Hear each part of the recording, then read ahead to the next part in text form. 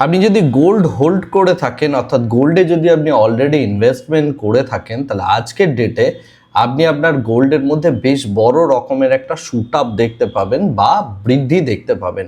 এই বৃদ্ধিটা কিন্তু গোল্ডের ইন্টারন্যাশনালি যে প্রাইস বেড়েছে এবং তার জন্য গোল্ডের মধ্যে এই প্রাইস হাইকটা আপনি পাচ্ছেন বা প্রফিটটা পাচ্ছেন, সেটা কিন্তু একদমই নয়।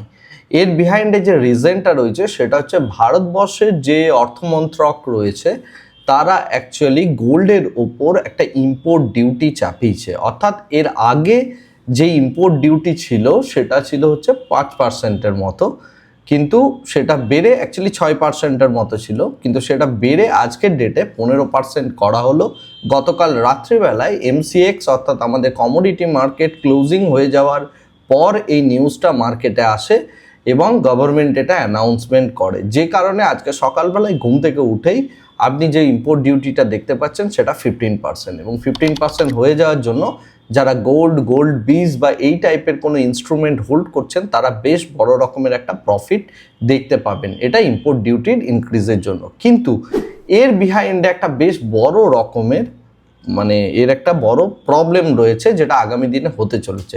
সেটা হচ্ছে যে ইম্পোর্ট ডিউটি অর্থাৎ 15% ইম্পোর্ট ডিউটি বাড়ানোর ফলে গোল্ডের মধ্যে স্মাগলিংয়ের পরিমাণ প্রচুর পরিমাণে বাড়তে চলেছে আগামী দিনে। কারণ একটা ছোট্ট 1 কেজি বা 2 কেজির গোল্ডকে ক্যারি করতে বিশাল বড় কিছু জায়গার দরকার পড়ে না বা অ্যামাউন্টের দরকার পড়ে না, কিন্তু 15%-এর এই যে ইম্পোর্ট ডিউটিটা এটা কিন্তু আমরা খুব সহজেই অ্যাভয়েড করতে পারি, এবং সেই কারণে যারা স্মাগলার আছেন তাদের জন্য কিন্তু এটা আবার একটা অপরচুনিটি নিয়ে আসছে।